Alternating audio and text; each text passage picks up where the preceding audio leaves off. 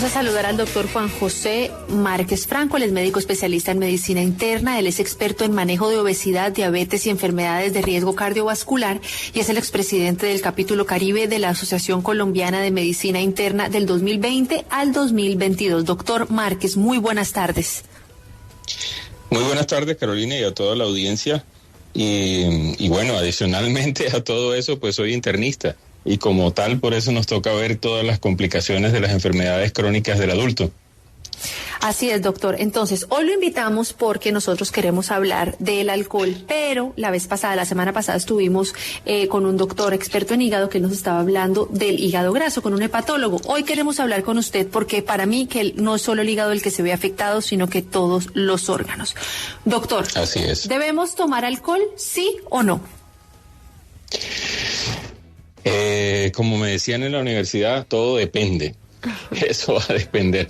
Bueno, pero la respuesta rápida para todos los oyentes es que no. Realmente el ser humano no debe consumir alcohol. ¿Ves?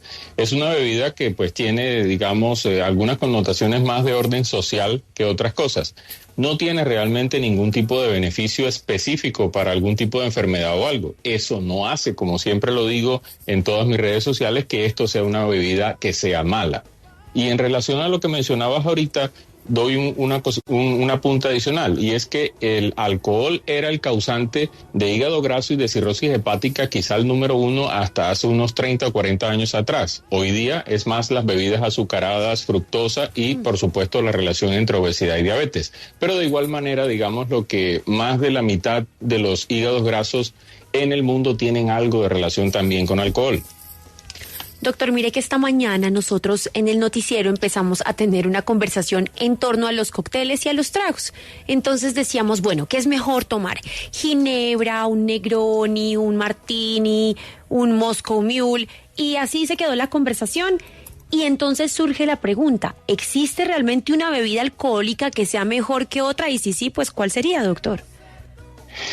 Esa es una pregunta interesante porque, como decía ahora, realmente no existe una relación o una asociación. Sí ha habido de pronto algunos estudios clínicos que muestran que algunas bebidas alcohólicas de fermentos como los vinos, por ejemplo, las ginebras, de pronto, más que todos los vinos, pueden tener algunas sustancias que en algún momento puedan ser benéficas. Ahora, en cuanto a las bebidas alcohólicas, el grave problema realmente es la cantidad que las personas de pronto consumen, y eso es lo que las hace malas, ¿ves?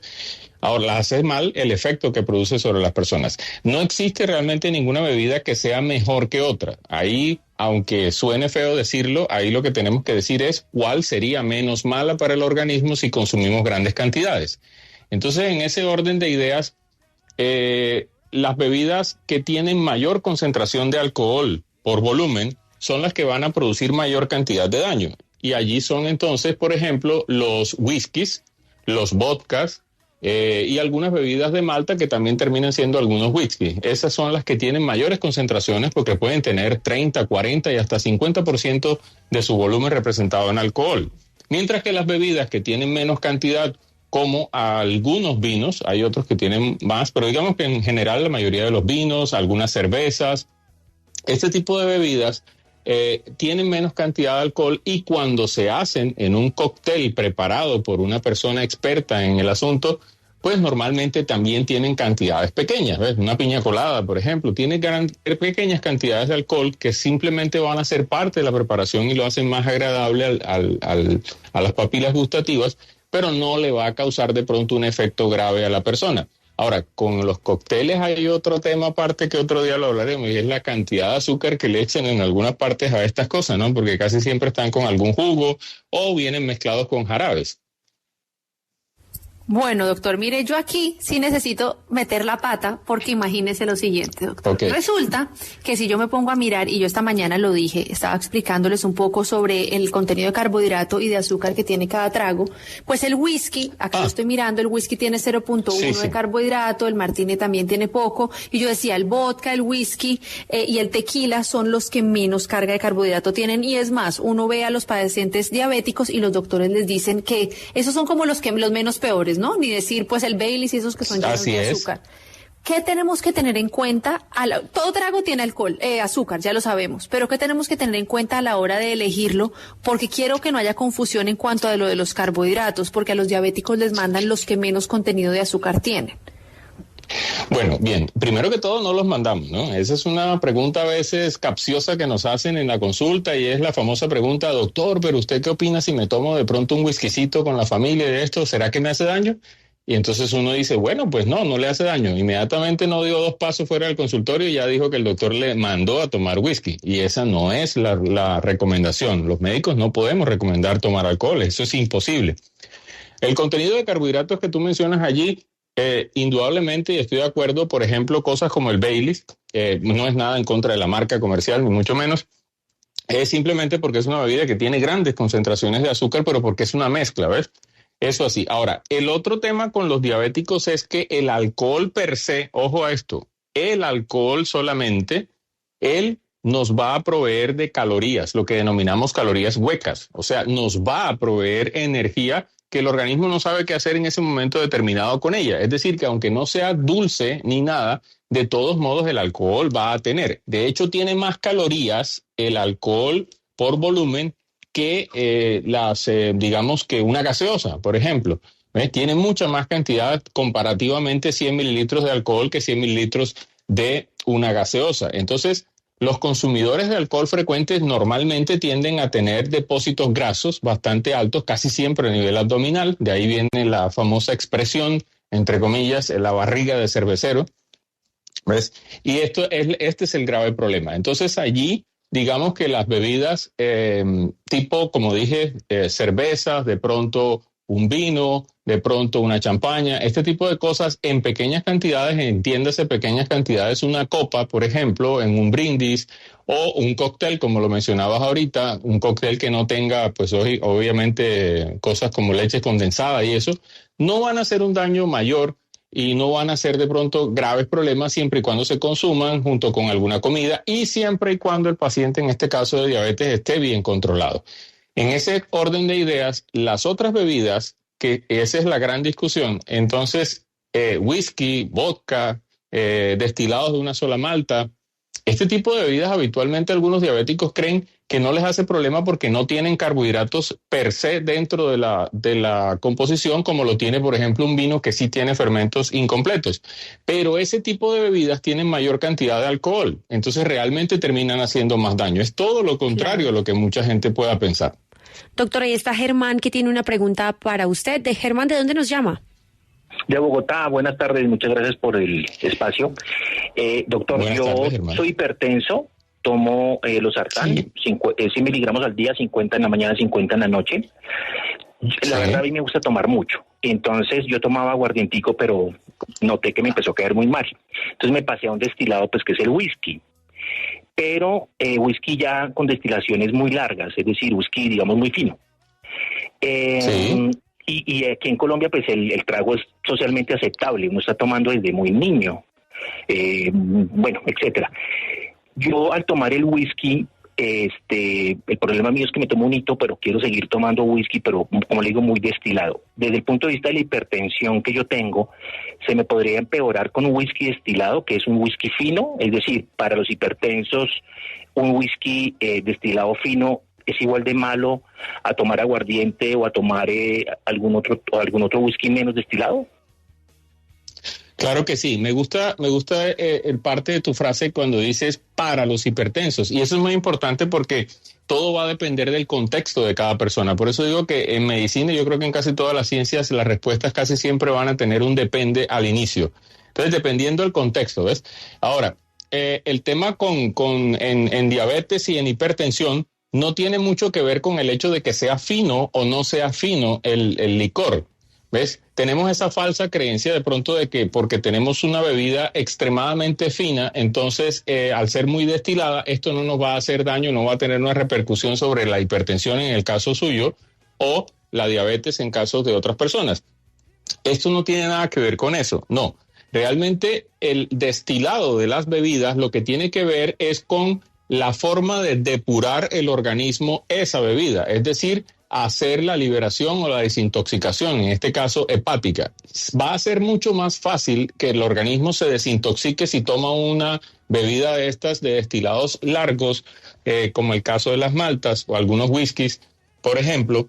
Esto es mucho más fácil, es decir, en otras palabras, la intoxicación es menos probable cuando se consumen este tipo de bebidas en cantidades pequeñas o moderadas, más que cuando se consumen bebidas no tan finas, digámoslo así. Pero desde el punto de vista de diabetes y de hipertensión, realmente no nos interesa el hecho de que la bebida sea fina o no en su destilación, sino las concentraciones de alcohol que tienen. ¿Se entiende? Entonces, en ese punto, pues si tengo más concentración de alcohol en la bebida, realmente me voy a hacer más daño. Y además de eso, resulta que el alcohol es complejo. O sea, si yo sé que he identificado que me gusta demasiado eso, pues debo alejarme. Es poner un poquito de sentido común también, porque son bebidas fácilmente adictivas por las personas y desafortunadamente es porque socialmente son aceptadas. Y con esto no estoy diciendo que en medicina nosotros aceptamos también esto ni nada, pero tenemos que entender que la sociedad está así y por eso pues hay que dar este tipo de recomendaciones. Vea, doctor, a mí hay un tema que me preocupa muchísimo y es que cuando uno va a tomarse una bebida, ¿cómo hace uno para saber si viene adulterada o no? Porque es que uno ve muchas veces que la gente se enloquece con un solo trago. Sí, eso es un tema bastante difícil. Y casualmente, pues aquí en Barranquilla, que estamos ya en etapa de carnaval, ya empezamos carnaval, pero pues este fin de semana, digamos que son las fiestas más grandes y más fuertes del carnaval, y el consumo de bebidas alcohólicas aumenta bastante. Y por supuesto, pues las personas que se encargan o que hacen este tipo de bebidas adulteradas para engañar a la gente, pues aprovechan la ingenuidad de mucha gente. Es muy difícil porque hoy día pues han logrado tener ya incluso falsificaciones de las botellas muy, muy, muy exactas. De manera general, pues lo que hacen estos individuos es que mezclan las bebidas. Casi nunca utilizan alcoholes 100% diferentes al que se utiliza para el consumo humano. El alcohol para el consumo humano es el etanol. Y este alcohol, entonces, lo que hacen normalmente es que como se dice popularmente, las diluyen, las ligan, como decimos acá en la costa. Es decir, las mezclan con alcoholes como el alcohol de madera, que es el famosísimo metanol. El metanol no tiene restricciones para la venta porque se utiliza para disolventes, para muchas otras cosas, o en casos peores aún, hemos visto adulteraciones que hacen con alcohol de los que se utilizan como refrigerantes en los vehículos. Los líquidos estos que se utilizan en los vehículos precisamente son refrigerantes, que entre otras cosas esos colores que tienen no son porque sean propios de ahí, sino porque están marcados con eso para que no puedan ser utilizados. O sea, es decir, en la industria de químicos les ponen esto para evitar precisamente que los utilicen allí. Pero aún así todos estos individuos tienen sus mañas y hacen eso. Entonces mezclan este tipo de cosas, mantienen olor, sabor y demás. Entonces la primera cosa resulta muy, muy obvia, pero muy tonta al mismo tiempo, y es, hombre, no compre alcohol por allá en un hueco, en una esquina donde le dijeron que ahí le va a salir más barato. Cómprelo en los sitios legales, en los sitios legalmente y autorizados para la venta de alcohol. Siempre que una bebida, vamos a decir cualquier cifra que cueste 10 pesos, y entonces a usted le dicen que fulanito la tiene en 2 pesos, ya automáticamente sospeche de que esta bebida puede tener un origen realmente correcto, ¿no? Segundo, revise los sellos. O sea, si es legal, debe tener sellos. Y si estos sellos están adulterados, están rotos o cualquier cosa. Y otra cosa que es un poquito compleja y es el hecho de la uniformidad de la bebida. Es decir, el color de la bebida debe, pues por lo regular, en una bebida hecha en una industria de bebidas alcohólicas, es una bebida con un color totalmente uniforme y transparente. ¿Ves? Toda bebida que venga en una botella con un color que sea diferente, que sea más oscuro en la parte de abajo, que tenga residuos en su interior, automáticamente no la consuma, porque esto puede ser, lo más seguro es que es una bebida adulterada. Eso en cuanto, digamos, a lo que es el escoger la bebida. El problema, como dije, y que es muy complejo, es cuando usted va a una fiesta o a una discoteca porque ya le están preparando entonces la bebida, por ejemplo, en un cóctel, y ahí es imposible realmente saberlo. Entonces ahí también resulta es ir a los sitios, Sí. pues hombre, que sean los sitios reconocidos, ¿no? Sí, ahí está Bernardo, doctor, que tiene para usted una pregunta. Adelante. Doctor, buenas tardes. Buenas tardes, Por una Bernardo. preguntita.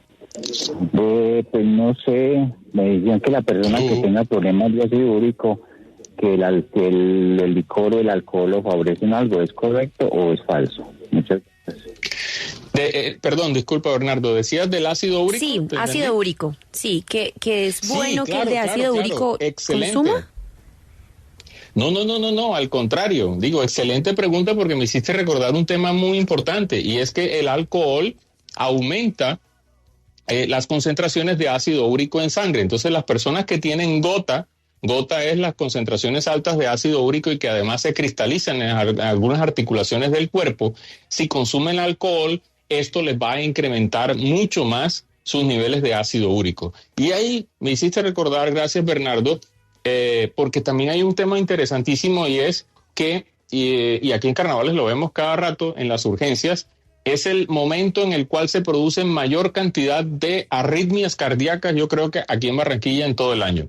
Porque el alcohol en grandes cantidades, ojo, en grandes cantidades, ahora no vamos a pensar que si me tomo una cerveza o dos me va a pasar lo que voy a decir. Si uno consume grandes cantidades de alcohol, mi corazón puede latir arrítmicamente, es decir, puede acelerarse y puede desencadenar arritmias cardíacas que en algunos casos llegan a ser letales. Entonces, si usted tiene un problema cardíaco, y eso incluye, por ejemplo, la hipertensión, hombre, pues absténgase de tomar alcohol. Esa es la recomendación médica. Y si lo va a hacer, hágalo con mucho cuidado, con muchos familiares, amigos alrededor y en una cantidad muy pequeña, porque normalmente pueden producir este tipo de cosas, como también pueden producir depresión respiratoria. Y de hecho, los pacientes que fallecen, bien sea por intoxicación de alcohol legal o alcohol ilegal, fallecen casi siempre por esto, porque producen paro respiratorio inicialmente que termina después en un paro cardíaco. ¿Ves? Doctor, vamos a hacer una pausa en este momento y ya vamos a regresar con usted y con nuestros oyentes. Bueno, doctor, regresamos con una pregunta de un oyente que me parece muy buena, y es ¿qué pasa con la cerveza? ¿Qué tan buena o mala es frente a los demás tragos? Bueno, la cerveza, es que todo, mira, créeme que todas las respuestas van a comenzar con depende. A ver, la cerveza es una de las bebidas que tiene menos cantidad de alcohol por volumen. Entonces, en ese orden de ideas, si vamos a pensar en alcohol, pues sería, digamos, una de las menos malas. Porque pues puedo tomarme una cerveza o dos y esto no me va a incrementar realmente los niveles de alcohol en un punto grave, a no ser que sean de pronto algunas cervezas de estas artesanales que tienen grandes cantidades de alcohol. Pero el tema con la cerveza también son las calorías que nos aportan, los fermentos y algo que mencionabas hace un rato, las cantidades de carbohidratos presentes en ellas, ¿no? Pero esa es, digamos, la medida. Es decir, si yo me consumo una cerveza, realmente, con toda honestidad, una cerveza podría decirse que no le hace daño a nadie. Vea, doctor, a mí hay una cosa que me llama la atención y es esto de los batidos verdes y que tome apio y que tome no sé qué para que le ayude a desintoxicar después del alcohol. ¿Qué tan real es? No es real. No es real realmente este tipo de pronto de creencias. ¿Ves? Con los batidos verdes hay muchas cosas que hablar, pero ya que estamos con el tema de alcohol, lo que hay que decir es esto, o sea, consumir de pronto cantidades o batidos verdes posteriores de pronto al consumo de bebidas alcohólicas no va a hacer en ningún caso que yo me desintoxique el hígado como tal. Lo que hay que saber es, mejor dicho, la primera cosa para no intoxicarse, para desintoxicarse es no intoxicarse. Entonces, consumo moderado, siempre comer alguna cosa. Ahora, si yo consumo, y esto ya es más una opinión personal, si yo consumo un batido verde, por ejemplo, lo que puedo yo hacer es mejorar mi digestión, por ejemplo. Entonces, digamos que de manera indirecta esto podría ayudar al yo digerir mejor, a eliminar de pronto algunas toxinas y algunas cosas, pero siempre y cuando yo tenga una alimentación balanceada, ¿me explico? Pero no hay que pensar que por el hecho de yo consumir un montón de alcohol y después consumirme 2, 3 batidos verdes, entonces voy a hacer como si fuera un antídoto. Eso es lo que quiero que de pronto las personas tengan claro, ¿no? Doctora, está Félix que tiene una pregunta para usted. Félix, ¿de dónde nos llama y cuál es su pregunta?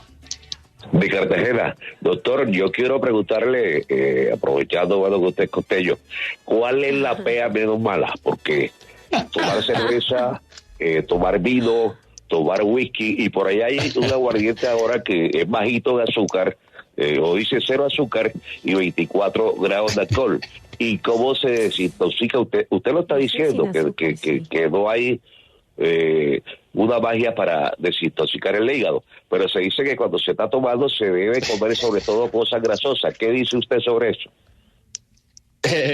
Gracias, Félix, por esa nuestro querido y lenguaje caribeño, esa pea que se van a tomar muchos ahora justamente en carnavales. A ver, eso, fíjate que el efecto producido por el alcohol, a lo que denominamos la famosa, entre comillas, pea, realmente es el efecto alcohólico, es la cantidad de alcohol, pero todos los malestares alrededor, es decir, el vómito, las ganas de visión borrosa, dolor de cabeza, palidez, todo eso en realidad va a depender es de la desintoxicación por parte del hígado de las bebidas que hayamos consumido. Entonces, en ese orden de ideas, las bebidas que menos producen todas estas alteraciones alrededor de la connotada PEA son las bebidas de altos destilamientos. Por eso dije hace un rato que las bebidas tipo whiskies finos, que otro oyente nos hacía la pregunta, son las que menos problemas de intoxicación tienen. Entonces, en ese orden de ideas, el guayabo o el posterior sería menos con eso.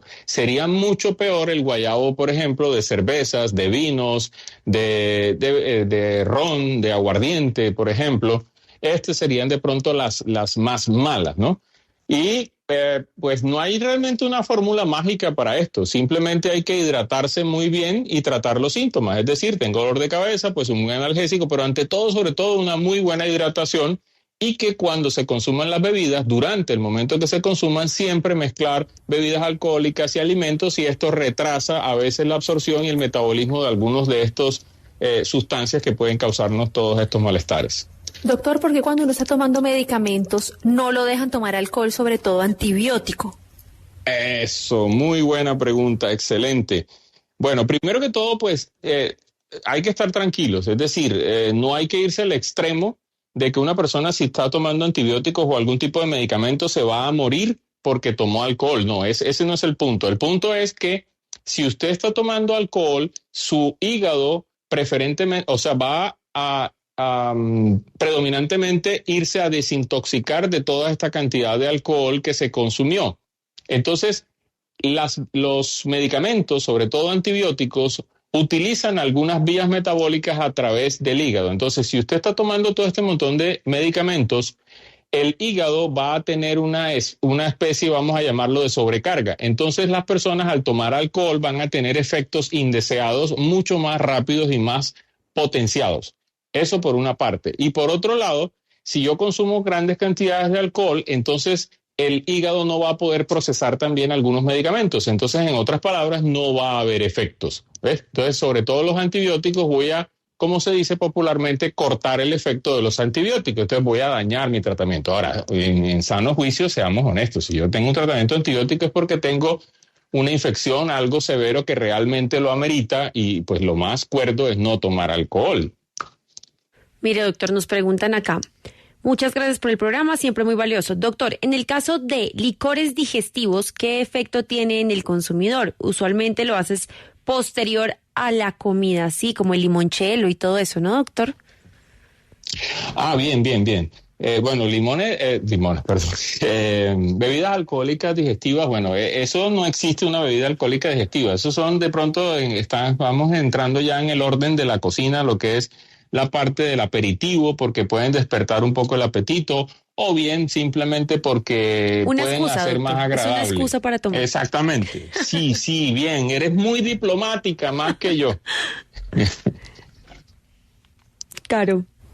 Ya, doctora, yo pensé que el doctor iba a seguir hablando y yo dije, bueno, acá dejo que el doctor siga hablando. No, porque es que yo estaba tratando de ser diplomático y esa es la respuesta. O sea, realmente no existe ningún licor digestivo y por eso quería decir eso. Es una excusa realmente para el momento que viven las personas y es más una cosa de orden culinario, pero desde el punto de vista digestivo, no, eso sería un exabrupto decir que un licor va a mejorar la digestión o no de un alimento. Bueno, doctor, antes de despedirlo, díganos cómo hacemos para lidiar con ese dolor de cabeza de cuando uno se toma un traguito y empieza a doler la cabeza. Primero que todo, ¿por qué duele? Y segundo, ¿qué podemos hacer? Ok, primero que todo duele por la gran deshidratación que se produce cuando las personas toman cantidades grandes, ¿no? Por eso duele bastante la cabeza, hay una gran deshidratación, eso produce una especie de inflamación, por así decirlo, a nivel cerebral. También duele porque se producen bajonazos grandes de azúcar al principio, hipoglucemias, y eso va a producir todo esto predominantemente por eso. Y esa deshidratación, a su vez, también va a producir disminución de electrolitos en sangre. De hecho, este fin de semana que íbamos en el centro comercial con mi esposa y mi hija, vi en una farmacia, no voy a mencionar su nombre, que tenían aquí un diorama allí de las marimondas y tenían ahí tomando alcohol y al mismo tiempo una bebida de estas de electrolitos. Y es que se ha puesto de moda eso por una falsa creencia, y es que como nosotros justamente decimos que se produce más por deshidratación, entonces muchas personas creen que al tomar alcohol y tomar al mismo tiempo electrolitos de este tipo van a contrarrestar eso, y eso es completamente falso. Entonces lo primero que hay que hacer para evitar eso es, uno, pues hombre, no llegar hasta el estado de embriaguez. Dos, consumir siempre algún tipo de comida en pequeñas cantidades, sobre todo cosas que tengan pequeños aportes de grasas durante el momento en que estamos tomando el alcohol, y siempre hidratarnos muy bien, sobre todo al día siguiente, hidratarnos y tomar un analgésico si no es alérgico a ninguna cosa ni nada especial, pues acetaminofén común y corriente y reposo, ¿no? Bueno, pues doctor, le queremos agradecer por haber estado aquí en Salud y algo más. Cuéntenos cuáles son sus redes para que nuestros oyentes las sigan, por favor. Claro que sí, muchísimas gracias por la invitación nuevamente. Mis redes sociales me encuentran como Doctor Márquez Internista, todo pegado, la palabra doctor, no de Doctor Márquez Internista. Así me encuentran en Instagram, Facebook, YouTube y TikTok.